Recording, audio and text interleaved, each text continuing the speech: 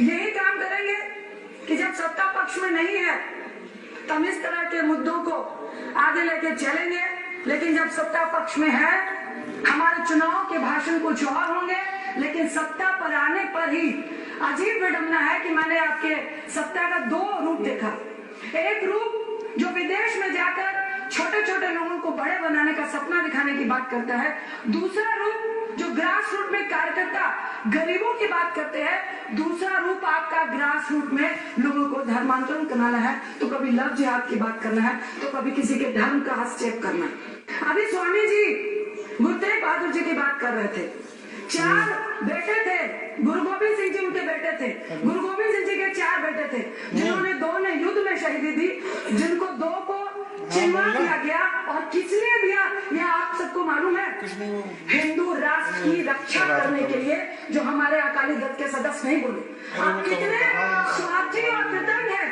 औरंगजेब की बात तो आपने कह दी, औरंगजेब मुसलमान नहीं था, औरंगजेब एक अन्यायी था। सुन लो भाई, शायद आप बुजुर्ग हैं लेकिन शायद हमको आपसे ज्यादा समझ हो गई। प्लीज औरंगजेब अन्यायी था। गुरु गोविंद सिंह से प्रश्न किया गया कि क्या आप मुसलमानों के खिलाफ हो? उन्होंने कहा नहीं, जो भी कोई जबरदस्ती किसी का धर्म बदलने की कोशिश करता है उस अन्याय के खिलाफ मैं लड़ाई कर रहा हूँ।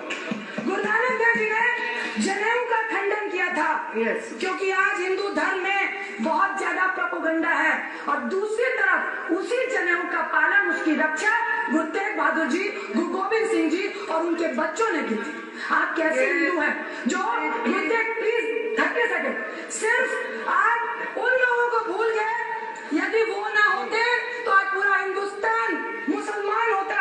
मैं मुसलमान या हिंदू के खिलाफ नहीं हूँ, लेकिन आप कैसे कृतज्ञ हैं जो उस व्यक्ति को भूल गए, वो इस हिंदुस्तान के राष्ट्र की क्या रक्षा करेंगे जो अपनी रक्षा करने वालों को भूल जाते हैं।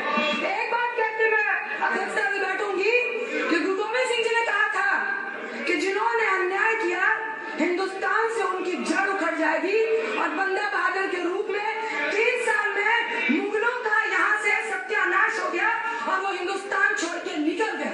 आप जिस तरह की राजनीति को पनपा रहे हो, मुझे विश्वास है हिंदुस्तान में 65% युवा है और इस तरह से धर्म की राजनीति पे गुमराह होने वाले नहीं है। हम आपको आगाह करते हैं कि बहुत जल्द अगर आपकी राजनीति की मंशा और आपका बायोलॉजी यही रहा तो बहुत जल्द आपकी जड़ें उखड़ने वाली है। एक हिंदुस्तान का नागरिक होने के नाते मैं आपको कहना चाहूंगी, एक शब्द पढ़कर मैं मुल्ला कहो न्याय सदाए, मेरे मन का भरम न जाए, सब में एक खुदाए कहत हो तो क्यों मुर्गी मारे। ईश्वर ने, मुल्ला ने, चाहे अल्लाह ने, चाहे खुदा ने, चाहे राम ने ये कहा था कि अगर एक मुर्गी भी मारते हो तो उसमें ईश्वर है। आप तो लोगों को मारने की बात कर रहे हो। जिस मुद्दे की बात कर